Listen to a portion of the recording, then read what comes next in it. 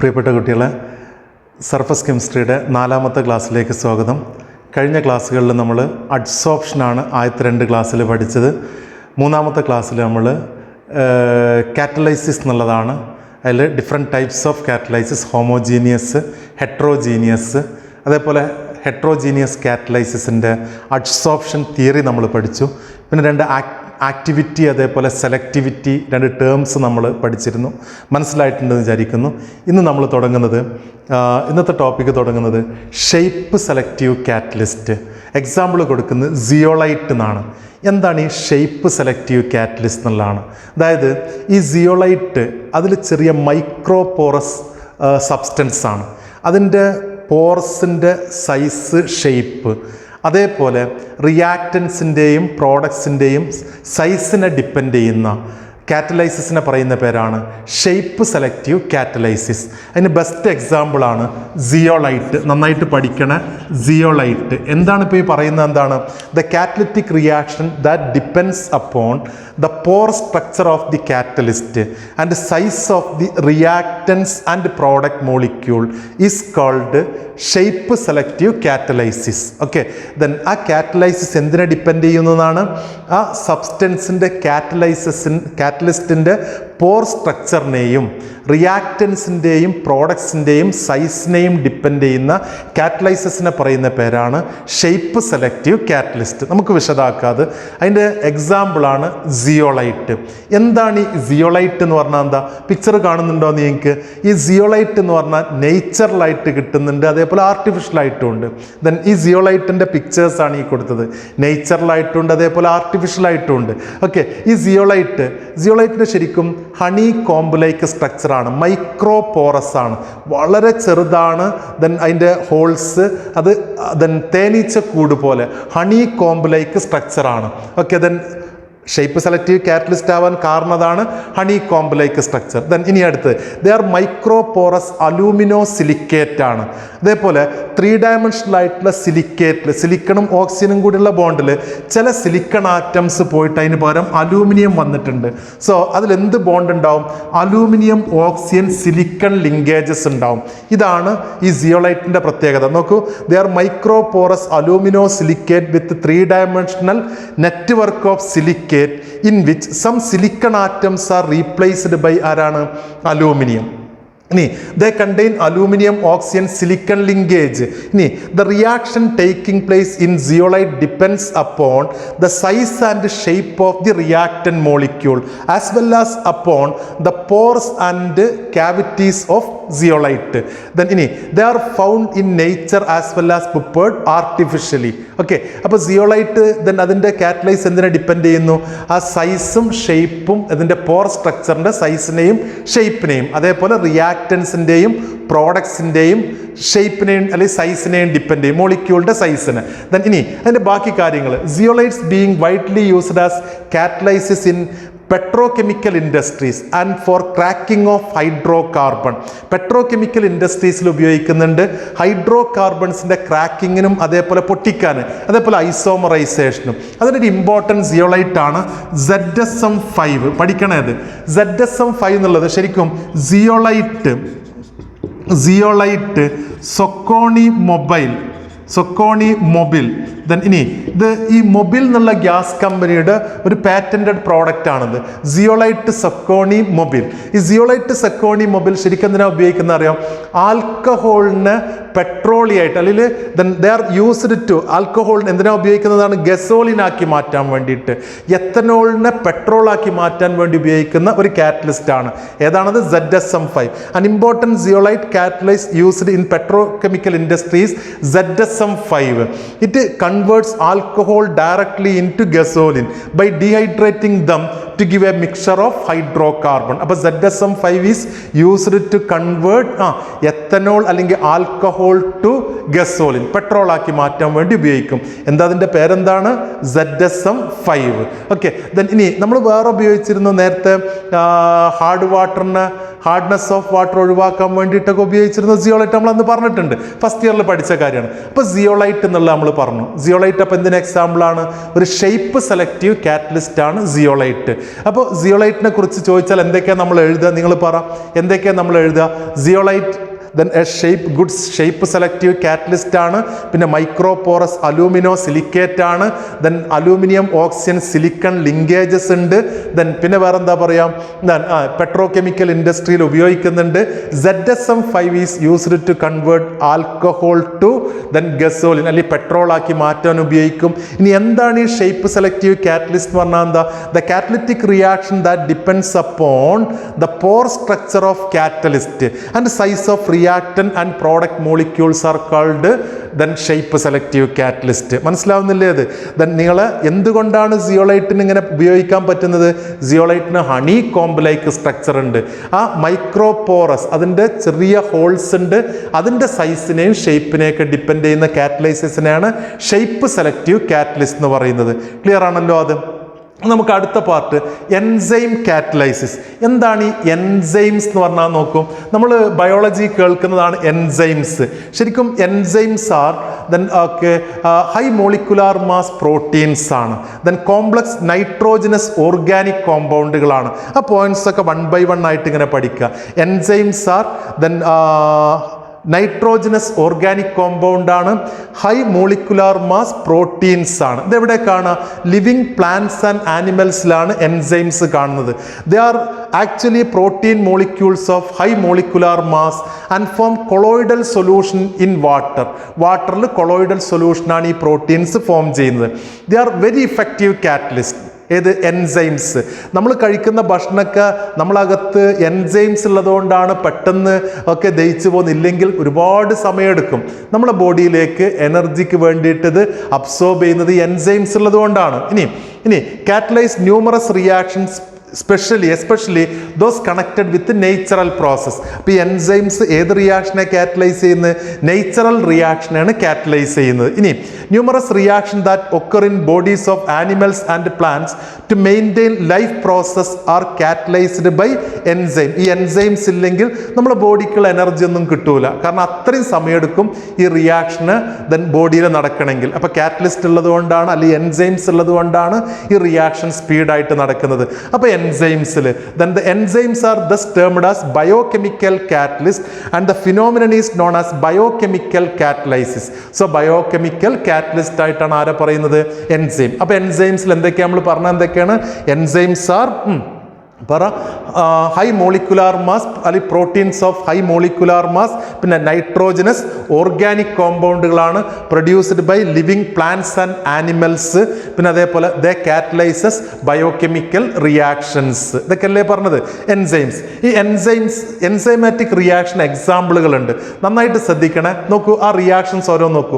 Inversion of cane sugar കേട്ടിട്ടുണ്ടോ? അത് നമ്മൾ ഷുഗർ കെയിൻ ജ്യൂസിലേക്ക് നമ്മൾ കരിമ്പ് ജ്യൂസ്, അതായത് ഷുഗർ ഉണ്ട് അതിൽ C12H22O11, അതിലേക്ക് വാട്ടർ ആഡ് ചെയ്യുന്നു. ഓക്കെ, ദെൻ ഇനി എന്തൊക്കെയായിട്ടാണ് മാറുന്നത്? ഗ്ലൂക്കോസും ഫ്രക്ടോസ് ആയിട്ട് മാറുന്നു. അവിടെ ആ റിയാക്ഷനെ ഹെൽപ്പ് ചെയ്യുന്ന ഈസ്റ്റ് ആഡ് ചെയ്യും നമ്മളിലേക്ക്. ഈസ്റ്റ് ആഡ് ചെയ്തിട്ടാണ് ഈ റിയാക്ഷൻ നടക്കുക. നമ്മൾ വിശദമായിട്ട് പിന്നീട് വരുന്നുണ്ട്. അപ്പോൾ ഇവിടെ സഹായിക്കുന്ന ഈസ്റ്റിലുള്ള ഇൻവെർട്ടേസ് എന്നുള്ള എൻസൈമാണ്. ഈസ്റ്റിലുള്ള ഇൻവെർട്ടേസ് ആണ് ഈ കെയിൻ ഷുഗറിനെ ഗ്ലൂക്കോസും ഫ്രക്ടോസ് ആയിട്ട് മാറാൻ സഹായിക്കുന്നത്. ഓക്കെ, ഹെൽപ്പ് ചെയ്യുന്നത്. ഈ റിയാക്ഷനെ ഇൻവേർഷൻ ഓഫ് കെയിൻ ഷുഗർ എന്നാ പറയാം. അതൊക്കെ റീസണൊക്കെ നമ്മൾ ബയോമോളിക്യൂൾസിൽ വരുന്നുണ്ട്. രണ്ടാമത്തെ ഗ്ലൂക്കോസ് ടു ഇഥൈൽ ആൽക്കോൾ. നമ്മൾ നാട്ടിൽ പട്ടച്ചാരായി ഉണ്ടാക്കുന്ന റിയാക്ഷനും കൂടിയാണിത്. ശർക്കര കലക്കിയിട്ട് അതിലേക്ക് ഈസ്റ്റ് ആഡ് ചെയ്യും. ഓക്കെ, ഈ ശർക്കരയിലുള്ളത് നമ്മൾ സുക്രോസ് ആണുള്ളത്. ഇനി അങ്ങനെ ഗ്ലൂക്കോസും ഫ്രക്ടോസും ആയിട്ട് ദെൻ അതിലേക്ക് ഈ ഗ്ലൂക്കോസിനെ വീണ്ടും എന്തായിട്ടാണ് മാറ്റുന്നത്? എത്തനോളും കാർബൺ ഡൈ ഓക്സൈഡ് ആയിട്ട് മാറ്റാൻ ആ റിയാക്ഷൻ നോക്കൂ. അവിടെ ആരാ സഹായിക്കുന്നത്? സൈമേസ് എന്നുള്ള എൻസൈമാണ്. സൈമേസ് എവിടെ നിന്നാണ്? അതും ഈസ്റ്റിലുള്ളതാണ്. അപ്പോൾ ഈസ്റ്റിലെ രണ്ട് എൻസൈം, ഫസ്റ്റ് സുക്രോസിന് എന്താക്കി മാറ്റി? ഈസ്റ്റിലുള്ള ഇൻവെർട്ടേസ് എന്നുള്ള എൻസൈം ഗ്ലൂക്കോസും ഫ്രക്ടോസും ആക്കി മാറ്റി. രണ്ടാമത്തെ സ്റ്റെപ്പിൽ ദെൻ ഗ്ലൂക്കോസിനെ ഇഥൈൽ ആൽക്കോളും കാർബൺ ഡൈ ഓക്സൈഡ് ആക്കി മാറ്റാൻ സഹായിക്കുന്ന ആരാണ്? സൈമേസ് എന്നുള്ള എൻസൈം. രണ്ട് റിയാക്ഷൻ. അടുത്ത എക്സാമ്പിൾ നോക്കും. ഇതെല്ലാം പഠിക്കണം കേട്ടോ. സ്റ്റാർച്ചിനെ ആൽക്കഹോൾ ആക്കി മാറ്റുന്നുണ്ട്. എന്താ ചെയ്യുന്നത്? എന്താണ് എൻസൈം ഡയാസ്റ്റേസ്. ഈ ഡയാസ്റ്റേസ് എവിടുന്ന് അറിയോ? സ്റ്റാർച്ച് എന്ന് പറഞ്ഞാൽ എന്താ? It's A polymer of glucose ആണ്. C6H12O6 ആണ് നമ്മളെ ഗ്ലൂക്കോസ്. ഈ ഗ്ലൂക്കോസ് മോളിക്യൂൾ കമ്പൈൻ ചെയ്യാണ്. എങ്ങനെ കമ്പൈൻ ചെയ്യുന്നത്? വാട്ടർ മോളിക്യൂൾ റിമൂവ് ചെയ്തിട്ട്. അപ്പോൾ ഓരോ മോളിക്യൂളിനും വാട്ടർ റിമൂവ് ചെയ്യും. അപ്പോൾ C6H10O5N ടൈംസ്. ഇങ്ങനെ ഓർത്തേക്ക് കേട്ടോ. മനസ്സിലായോടോ? H2O റിമൂവ് ചെയ്തിട്ടാണ് അടുത്ത മോളിക്യൂളിനെ പോളിമറൈസ് ചെയ്യുന്നത്. C6H10O5N times. ഇതാണ് നമ്മൾ സ്റ്റാർച്ച് എന്ന് പറയുന്നത്. ഇതിനെ ഹൈഡ്രോളൈസ് ചെയ്താൽ എന്താ നിങ്ങൾക്ക് കിട്ടുക? ഗ്ലൂക്കോസ് അല്ലെ മാൾട്ടോസ് ആയിട്ടാണ് മാറുക. C12H22O11 മാൾട്ടോസ് ആയിട്ട്. ഇതിനെ സഹായിക്കുന്ന ആരാണ്? ഡയാസ്റ്റേസ് എന്നുള്ള എൻസൈം. അത് എവിടുന്നാ കിട്ടാറോ? ജെർമിനേറ്റഡ് ബാർലിയുടെ മാൾട്ട് എന്നാണ് കിട്ടുക. ഡയാസ്റ്റേസ് എന്നുള്ള എൻസൈം മാറിപ്പോലെ ഡയാസ്റ്റേസ്. ഇനി അടുത്ത് C12H22O11. ഈ മാൾട്ടോസിനെ ഹൈഡ്രോളൈസ് ചെയ്താൽ എന്തൊക്കെയായിട്ട് മാറും? ഗ്ലൂക്കോസ് കിട്ടും. C6H12O6 കിട്ടും. ഇതിനെ സഹായിക്കുന്നത് മാൾട്ടേസ് എന്നുള്ള എൻസൈമാണ്. ഈ മാൾട്ടേസ് എവിടുന്നാണ് കിട്ടുന്നത്? ഈസ്റ്റ് നിന്ന്. നിങ്ങൾ ശ്രദ്ധിച്ചു നോക്കും. ഇവിടെ നോക്കൂ, നമ്മൾ സ്റ്റാർച്ചിനെ മാൾട്ടോസ് ആക്കാൻ ആരാ സഹായിക്കുന്നത്? മാൾട്ടോസ് ആക്കാൻ ആരാ സഹായിക്കുന്ന ആരാണ്? ഡയാസ്റ്റേസ്. ഇനി മാൾട്ടോസിനെ ഗ്ലൂക്കോസ് ആക്കാൻ ഒക്കെ കാറ്റലൈസ് ചെയ്യുന്ന ആരാണ്? ഈസ്റ്റ്. നേരത്തെ നമ്മൾ സുക്രോസ് ഉണ്ടായിരുന്നു, ഇതേ ഫോമുലായിരുന്നു. ഗ്ലൂക്കോസും ഫ്രക്ടോസും കിട്ടിയിരുന്നു. അതിനാരാ സഹായിച്ചിരുന്നത്? ഈസ്റ്റിലുള്ള ഇൻവെർട്ടേസ് എന്നുള്ള എൻസൈമാണ്. പക്ഷെ ഇവിടെ ഏതാണ് ഇതിനെ സഹായിക്കുന്നത്? മാൾട്ടേസ് എന്നുള്ള എൻസൈമാണ്. ആ ഡിഫറൻസ് നോക്കണേ. അതേപോലെ ഗ്ലൂക്കോസിനെ എത്തനോളും പിന്നെ അതേപോലെ കാർബൺ ഡൈ ഓക്സൈഡ് ആക്കി മാറ്റാൻ സൈമേസ് എന്നുള്ള എൻസൈം. അത് പിന്നെ മാറ്റമൊന്നുമില്ല, അത് തന്നെയാണ്. ഓക്കെ, അതിൻ്റെ അടുത്ത് ഡീകമ്പോസിഷൻ ഓഫ് യൂറിയ ഡീകമ്പോസ് ചെയ്തിട്ട് ammonia and carbon dioxide. അതിനാരാ ഹെൽപ്പ് ചെയ്യുന്നത്? Urease catalyse the decomposition. ഏതാണ്? യൂറിയേസ്. അവിടെ നോക്കൂ, ഏതാ യൂറിയ? NH2 നോക്കൂ, NH2CONH2 എന്തൊക്കെയായിട്ടാണ് മാറുന്നത്?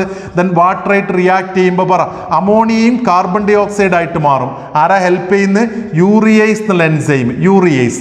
അപ്പോൾ ഇതൊക്കെയാണ് എൻസൈം റിയാക്ഷൻ എക്സാമ്പിളായിട്ട്, എൻസൈം കാറ്റലൈസിന് എക്സാമ്പിളായിട്ട് പറയുന്നത്. നന്നായിട്ട് പഠിക്കണം. ഇനി അടുത്ത് നോക്കിയേക്ക്. ഏതൊക്കെയാണ് നമ്മൾ ഒന്നുകൂടി പറയുകയാണ് ആ കാര്യങ്ങൾ. സുക്രോസിനെ ഗ്ലൂക്കോസും ഫ്രക്ടോസ് ആക്കാൻ ഹെൽപ്പ് ചെയ്യുന്ന ഇൻവെർട്ടേസ് ഫ്രം ഈസ്റ്റ്. ആ ഗ്ലൂക്കോസിനെ ഇഥൈൽ ആൽക്കഹോളും കാർബൺ ഡൈ ഓക്സൈഡ് ആക്കി മാറ്റാൻ ഈസ്റ്റ് എന്നുള്ള സൈമേസ്. പിന്നെ സ്റ്റാർച്ചിനെ മാൾട്ടോസ് ആക്കാൻ മാൾട്ട് എന്നുള്ള ഡയാസ്റ്റേസ്. ജെർമിനേറ്റഡ് ബാർലി അതിന് കിട്ടുന്നതാണ് മാൾട്ട്. ഇനി മാൾട്ടോസിനെ ഗ്ലൂക്കോസ് ആക്കാൻ നമ്മൾ പറഞ്ഞിരുന്നു മാൾട്ടേസ് ഫ്രം ഈസ്റ്റ്. യൂറിയയെ അമോണിയം കാർബൺ ഡൈ ഓക്സൈഡ് ആക്കി മാറ്റാൻ സോയാബീൻ എന്നുള്ള യൂറിയേസ്. അതേപോലെ പ്രോട്ടീൻസിനെ അമിനോ ആസിഡ് ആക്കി മാറ്റാൻ, ബോഡിയിൽ പ്രോട്ടീൻസിനെ അമിനോ ആസിഡ് ആക്കി മാറ്റാൻ സ്റ്റൊമക്കിൽ നിന്ന് പെപ്സിൻ ഉൽപ്പാദിപ്പിക്കും, പെപ്സിൻ. അപ്പോൾ ഇതൊക്കെയാണ് നമ്മൾ എൻസൈമാറ്റിക് റിയാക്ഷൻ എക്സാമ്പിളുകൾ കൊടുക്കുന്നത്. എൻസൈമാറ്റിക് റിയാക്ഷന് ഇത് നമുക്ക് എന്തൊക്കെയാണ് ഈ എൻസൈമാറ്റിക് റിയാക്ഷൻസിൻ്റെ ക്യാരക്ടറിസ്റ്റിക്സ് എന്നുള്ളതാണ്. ഒന്ന് നോക്കുക, എന്തൊക്കെയാണ് ക്യാരക്ടറിസ്റ്റിക്സ്? ഇമ്പോർട്ടൻ്റ് ആണ്, നന്നായിട്ട് പഠിക്കേണ്ട ടോപ്പിക്കാണ് എൻസൈമാറ്റിക് റിയാക്ഷൻ്റെ ക്യാരക്ടറിസ്റ്റിക്സ്. അപ്പോൾ എൻസൈംസ് എന്നുള്ളത് നമ്മൾ പറഞ്ഞു proteins of high molecular mass ആണ്, നൈട്രോജനസ് ഓർഗാനിക് കോമ്പൗണ്ടുകളാണ്. Catalyze biochemical reaction, biological reaction, then produced by living plants and animals. So they are called biochemical catalysis എന്നൊക്കെ നമ്മൾ പറഞ്ഞു. ഇനി ഒന്നാമത്തെ ഹൈലി എഫിഷ്യൻ്റ് ആണ്. എന്താ ഹൈലി എഫിഷ്യൻ്റ് എന്ന് പറഞ്ഞാൽ എന്താ? 1 molecule ഓഫ് എൻസൈംസിന് റേറ്റ് ഓഫ് റിയാക്ഷന് മില്യൺ ടൈംസ് ഒക്കെ ഇൻക്രീസ് ചെയ്യാൻ പറ്റും. ഒരുപാട് ഇൻക്രീസ് ചെയ്യാൻ പറ്റും റേറ്റ് ഓഫ് റിയാക്ഷൻ. നോക്കൂ, 1 molecule of an enzyme may transform 1 million molecules of reactant per minute. അപ്പോൾ റേറ്റ് ഓഫ് റിയാക്ഷന് ഒരുപാട് ഇൻക്രീസ് ചെയ്യാൻ പറ്റും ഈ എൻസൈംസിന്. മോസ്റ്റ് ഹൈലി എഫിഷ്യൻ്റ് ആണ്. രണ്ടാമത്തത് ഹൈലി സ്പെസിഫിക് ആണെന്നുള്ളത്. എന്താ ഈ ഹൈലി സ്പെസിഫിക് എന്ന് പറഞ്ഞാൽ? നമ്മൾ നേരത്തെ പറഞ്ഞില്ല, നമ്മൾ സുക്രോസിന് ഹൈഡ്രോളൈസ് ചെയ്യാൻ വേണ്ടി നമ്മൾ ഈസ്റ്റ് എന്നുള്ള ഇൻവെർട്ടേസ് എന്നുള്ള എൻസൈമാണ് ഉപയോഗിക്കുന്നത്. ഓക്കെ, അതേസമയം മാൾട്ടോസിനെ ഹൈഡ്രോളൈസ് ചെയ്യാൻ ഏതാ ഉപയോഗിക്കുന്നത്? അതിനുള്ള മാൾട്ടേസ് എന്നുള്ള എൻസൈം ആണെങ്കിൽ ഓക്കെ, രണ്ടും ഡിഫറൻ്റ് ആണ്. ഒരു കേസിൽ ഓരോന്ന് അതിൻ്റെ സ്പെസിഫിക് ആണ്, ഹൈലി സ്പെസിഫിക് ആണ്. For example, enzyme urease catalyses the hydrolysis of urea only. It does not catalyse hydrolysis of any other amide. Okay, അപ്പോൾ അത് വളരെ സ്പെസിഫിക് ആണ് അതിൻ്റെ ആക്ടിവിറ്റി എന്നാണ് പറയുന്നത്. ഇനി മൂന്നാമത്തെ കൊടുക്കുന്നത് highly active under optimal optimum temperature. എന്താ പറയുന്നത്? നോക്കൂ, the rate of enzyme reaction become maximum at a definite temperature called optimum temperature. അത് 298 to 310 കെൽവിൻ ആണ്. 298 to 310. നമ്മുടെ ബോഡി ടെമ്പറേച്ചർ ഒക്കെ ഏകദേശം തന്നെയാണ് 310 കെൽവിൻ. അപ്പോൾ എൻസൈമാറ്റിക് റിയാക്ഷൻ ഒക്കെ ഭയങ്കര ആക്റ്റീവ് ആയിരിക്കും. അതേപോലെ highly active under optimum P H. എത്ര ഒപ്റ്റിമം പി എച്ച്? 5 to 7 ആണ് ഒപ്റ്റിമം പി എച്ച് ആയിട്ട് പറയുന്നത്. The rate of enzyme catalyser reaction is maximum at a particular P H called optimum P H which is between 5 to 7. Okay, അപ്പോൾ ഇതാണ് അടുത്ത characteristic ആയിട്ട് പറയുന്നത് എന്തിൻ്റെ? എൻസൈം കാറ്റലൈസിന് ഒപ്റ്റിമം പി എച്ചും ഒപ്റ്റിമം ടെമ്പറേച്ചറും. ദെൻ ഇനി അടുത്ത് increases the activity in presence of activators and coenzyme. എന്താ ഉള്ളത്? ഈ എൻസൈം ആക്ടിവിറ്റി ചില കോ എൻസൈമുകൾ, the activity increased in presence of non protein part non as coenzyme. Organic മോളിക്യൂളാണ്, നോൺ പ്രോട്ടീൻ പാർട്ടാണ്. അത് വരുമ്പോൾ അതിൻ്റെ റേറ്റ് കൂടുമെങ്കിൽ അതിനെ കോ എൻസൈമുകൾ എന്നാ പറയുക. അതേപോലെ activators are generally metal ions such as Na+, Mn2+, CO2+, Cu2+, etc. This metal ion when weakly bonded to enzyme molecule increases their catalytic activity എന്ന് പറയുന്നുണ്ട്. ഒരു example, amylase in presence of sodium chloride. Amylase വായന്ന് വരുന്ന amylase അത് Na+ അയോണിൻ്റെ പ്രസൻസിൽ very ആക്റ്റീവാണെന്നാണ് പറയുന്നത്. അപ്പോൾ activators ഉണ്ട്, അതേപോലെ ദെൻ കോ എൻസൈമുകൾ ഉണ്ട്. ഇതേപോലെ വേറൊന്നാണ് influence of inhibitors and poisons. ഇതേപോലെ ഈ കാറ്റലിസ്റ്റിന് ചില ഇൻഹിബിഷൻസ് വരാം.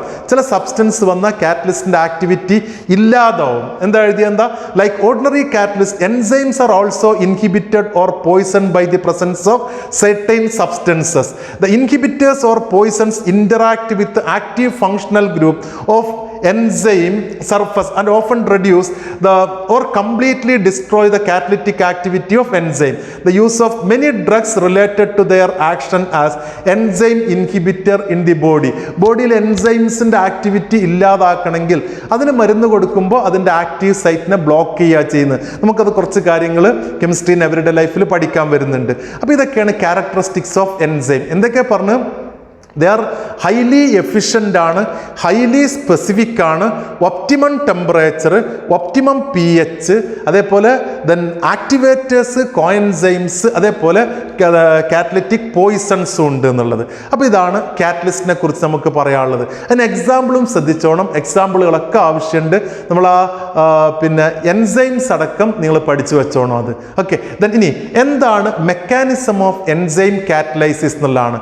ഈ എൻസൈംസിൻ്റെ സർഫസിൽ ചില ആക്റ്റീവ് സൈറ്റുകളുണ്ട്, ക്യാവിറ്റീസ് ഉണ്ട്, active site. Then having specific shape, characteristic ഷേപ്പുള്ള ചില ആക്റ്റീവ് സൈറ്റുകളുണ്ട്. അതേപോലെ ഫങ്ഷണൽ ഗ്രൂപ്പും ഉണ്ടാവും. ദെൻ OH ഗ്രൂപ്പോ CHO ഗ്രൂപ്പോ ചില ക്യാരക്ടറിസ്റ്റിക് ഫങ്ഷണൽ ഗ്രൂപ്പും ഉണ്ടാവും. ഇത് എൻസൈംസിൽ ഇതിന് കറസ്പോണ്ടിങ് ആയിട്ട് ഒരു റിയാക്റ്റൻ്റ് ആണ് ഇവിടെ വരുന്നത്. റിയാക്റ്റൻ്റ്, ആ റിയാക്റ്റൻ്റ് ഇവിടെ വരുമ്പോൾ ദെൻ ഇതൊരു ലോക്ക് ആൻഡ് കീ മെക്കാനിസം ആണ്. ഇതൊരു ലോക്ക്, അതിന് പറ്റിയൊരു key.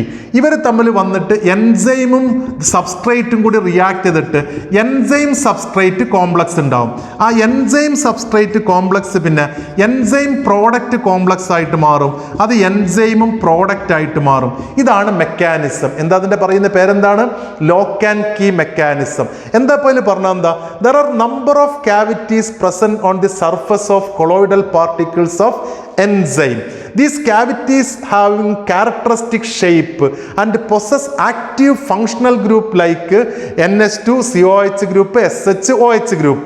These are active centers on the surface of catalyst. Then active centers ആണ്. ഇനി the molecules of reactant substrate fit into these then cavities just like a key fit into എന്താണ്?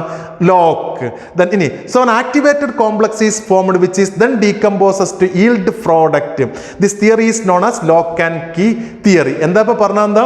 then surface of catalystൽ active site ഉണ്ട്, having definite shape and size. then ഇനി and active functional group ഉണ്ടാവും. അതിന് corresponding ആയിട്ടൊരു substrate ആണ് അവിടെ fit ചെയ്യുന്നത്. എന്നിട്ട് അവർ തമ്മിൽ then എൻസൈമും സബ്സ്ട്രേറ്റും കൂടി ലോക്ക് ആൻഡ് കീ രൂപത്തിൽ. അപ്പോൾ ഈ വളരെ സ്പെസിഫിക് ആവാൻ കാരണം എന്താണ്?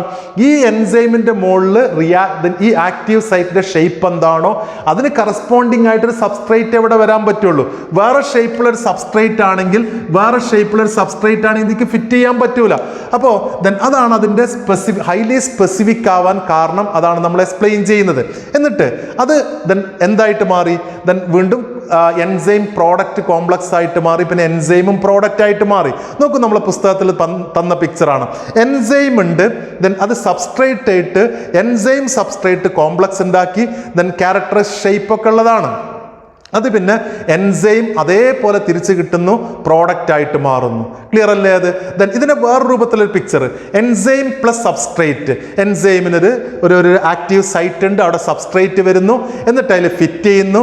എൻസൈം സബ്സ്ട്രേറ്റ് കോംപ്ലക്സ്, പിന്നെ എൻസൈം പ്രോഡക്റ്റ് കോംപ്ലക്സ്, എൻസൈമും പ്രോഡക്റ്റ് ആയിട്ട് മാറുന്നു. The enzyme catalyser reaction may be considered to proceed in 2 steps. ഏതൊക്കെയാണ്? Enzyme plus substrate, enzyme substrate complex, പിന്നെ എൻസൈം സബ്സ്ട്രേറ്റ് എന്തൊക്കെയായിട്ട് മാറുന്നു? വേണമെങ്കിൽ എൻസൈം പ്രോഡക്റ്റ് കോംപ്ലക്സ്, അത് എൻസൈമും പ്രോഡക്റ്റ് ആയിട്ട് മാറുന്നു. എളുപ്പമല്ലേ അത്? അപ്പൊ നമ്മൾ എൻസൈം കാറ്റലൈസിസ് ആണ് ഇതുവരെ പറഞ്ഞത്. എന്തൊക്കെയാണ് എൻസൈം കാറ്റലൈസിൽ നമ്മൾ പറഞ്ഞത്? എന്തായിരുന്നു എൻസൈംസ് എന്ന് പറഞ്ഞാൽ? എന്താ enzymes? Are nitrogenous organic compound proteins of high molecular mass produced by living plants and animals. They catalyses biochemical reaction. So biochemical catalyst എന്ന് അവരെ പറയുന്നത്. കുറേ എക്സാമ്പിൾ നമ്മൾ കണ്ടു. അതിൻ്റെ ക്യാരക്ടറിസ്റ്റിക്സ് ഹൈലി സ്പെസിഫിക് ആണ്, ഹൈലി ആക്റ്റീവ് ആണ്, ഹൈലി എഫിഷ്യൻ്റ് ആണ്, optimum temperature, optimum pH, coenzymes, cofactors, അതേപോലെ കോഎൻസൈം, കോഫാക്ടർ, പിന്നെന്താ പറഞ്ഞത്? എന്താ അതിന് കാറ്റലിറ്റിക് പോയിസൺസ് ഉണ്ട്, എൻസൈം പോയിസൺസ് ഉണ്ട് എന്നാണ് പറഞ്ഞത്. പിന്നെ അതിൻ്റെ മെക്കാനിസം. എന്താ മെക്കാനിസം? ഈ എൻസൈംസിൻ്റെ സർഫസിൽ active sites having definite size and shape ഉള്ള ആൾക്കാരുണ്ട്. അതിന് കറസ്പോണ്ടിങ് റിയാക്റ്റൻസേ അവിടെ വരാൻ പറ്റുള്ളൂ. അതുകൊണ്ടാണ് ഹൈലി സ്പെസിഫിക് ആണെന്ന് പറയുന്നത്. ക്ലിയർ അല്ലേ ഈ പറഞ്ഞ കാര്യങ്ങൾ? ഓക്കെ. ഇനി അടുത്ത പാർട്ട് നമുക്ക് വരുന്നത് എൻസൈം. ഇതിൻ്റെ കഴിഞ്ഞാൽ സം ഇൻഡസ്ട്രിയൽ കാറ്റലിറ്റിക് പ്രോസസ്. നമ്മുടെ ടെക്സ്റ്റിൽ ഈ കാറ്റലൈസിന്റെ ലാസ്റ്റ് പാർട്ടിൽ വരുന്നതാണ് ഇൻഡസ്ട്രിയൽ ആയിട്ടുള്ള ചില കാറ്റലിറ്റിക് പ്രോസസ്സ്. നോക്കൂ നിങ്ങൾ, ഒന്നാമത്തത് ഹേബർ പ്രോസസ്സ്. നോക്കിയേ, എന്താ ഹേബർ പ്രോസസ്സ്? എന്താ ഹേബർ പ്രോസസ്സ് എന്ന് പറഞ്ഞാൽ എന്താ? അമോണിയയുടെ പ്രിപ്പറേഷനാണ്. എന്താ അമോണിയയുടെ പ്രിപ്പറേഷൻ? എന്താണ്? N2+, നിങ്ങൾ പറ 3H2 ഗിവിങ് 2NH3. നമ്മൾ പഠിച്ചതാണല്ലോ അത്, അമോണിയയുടെ പ്രിപ്പറേഷൻ. ശരിക്കും ലോകത്തെ തന്നെ രക്ഷിച്ചൊരു പ്രിപ്പറേഷനാണത്. ഫെർട്ടിലൈസേഴ്സ് ഉണ്ടാക്കാൻ വേണ്ടി ഉപയോഗിക്കുന്ന മെത്തേഡാണ് ഹേബർ പ്രോസസ്സ്. ഈ ഹേബർ പ്രോസസ്സിൽ എന്താ ഉപയോഗിക്കുന്ന കാറ്റലിസ്റ്റ് പറ? നമ്മൾ അയൺ ഉപയോഗിച്ചിരുന്നു, നമ്മൾ പഠിച്ചിട്ടുണ്ട്. അയൺ ഉപയോഗിച്ചിരുന്നു, മോളിബിഡനം പ്രൊമോട്ടറായിട്ട് ഉപയോഗിക്കുന്നു. ചെറിയ മാറ്റങ്ങൾ ഇൻഡസ്ട്രിയിൽ വരാം. Finely divided iron molybdenum as promoter. ഏതാ കണ്ടീഷൻ? ഏതാ? 200 ബാർ പ്രഷറും 723 to 773 കെൽവിൻ ടെമ്പറേച്ചറും. ഫസ്റ്റ് ഇയറിൽ പഠിച്ചതാ. ഹൈ പ്രഷർ ആണെങ്കിൽ ഈ റിയാക്ഷൻ ഫോർവേഡ് ഡയറക്ഷനിലേക്ക് പോകും, കാരണം നമ്പർ ഓഫ് മോൾസ് കുറയുന്നുണ്ട്. അപ്പോൾ ഹൈ പ്രഷർ 200 ബാർ ആണ് ഉപയോഗിക്കുന്നത്. പക്ഷെ ഇത് എക്സോതെർമിക് റിയാക്ഷൻ ആണ്, അപ്പോൾ ലോ ടെമ്പറേച്ചർ ആണ് ഫേവറബിൾ. പക്ഷേ ഒപ്റ്റിമം ടെമ്പറേച്ചർ ഉപയോഗിക്കുന്നു, അത് 723 to 773 കെൽവിൻ ആണ് ഉപയോഗിക്കുന്നത്. പക്ഷെ nowadays a mixture of iron oxide, potassium oxide and alumina is used. ഏതൊക്കെയാണ്? Iron oxide, potassium oxide, alumina. അതിൻ്റെ മിക്സ്ചർ കാറ്റലിസ്റ്റ് ആയിട്ട് ഉപയോഗിക്കുന്നുണ്ട് എന്നുള്ളത്. അപ്പോൾ സാധാരണഗതിയിൽ സ്പോഞ്ചി അയണും പിന്നെ ഏതാ ഉപയോഗിക്കുന്നത്? മോളിബിഡനം പ്രൊമോട്ടറായിട്ട്. അപ്പോൾ ഓർത്തേക്ക് എന്താ റിയാക്ഷൻ്റെ പേരെന്താ? Haber process for production of ammonia. രണ്ടാമത്തെ റിയാക്ഷൻ നോക്കും, Ostwald process for synthesis of എന്താണ്? Nitric acid. നോക്ക് എന്താ റിയാക്ഷൻ? എന്താണ്? 4NH3 plus 5O2 giving 4NO plus 6H2O. ഇതാണ് ഒന്നാമത്തെ സ്റ്റെപ്പ്. ഇനി അടുത്ത് 2NO plus O2 ഗിവിങ് എന്താ കിട്ടുന്നത്? 2NO2. അടുത്ത റിയാക്ഷൻ എന്താ? 4NO2 plus 2H2O gives 2H2O plus O2 gives 4HNO3. 4HN. ഇതാണ് ഓസ്റ്റ്വാൾഡ് പ്രോസസ്. കാണാതെ പഠിച്ചേക്ക്, കാണാതെ റിയാക്ഷൻ പഠിക്ക്. ഇത് ചിലപ്പോൾ ഫസ്റ്റ് ഇയറിൻ്റെ ബുക്കിൽ അല്ലെങ്കിൽ നമ്മളെ പി ബ്ലോക്കിൽ ചിലപ്പോൾ NO2 plus H2O gives HNO3 plus NO എന്നാ കാണാം. അത് വീണ്ടും ഒന്നും കൂടി ഇത് എഴുതിയിട്ട് ആഡ് ചെയ്താണ്, പ്രശ്നമാക്കേണ്ട. 3 സ്റ്റെപ്പിലാണ് ഈ റിയാക്ഷൻ കാണിക്കുന്നത്. 4NH3 plus 5O2 giving 4NO plus 6H2O. Catalyst ആയിട്ട് ഉപയോഗിക്കുന്ന പ്ലാറ്റിനൈസ്ഡ് ആസ്ബറ്റോസ്.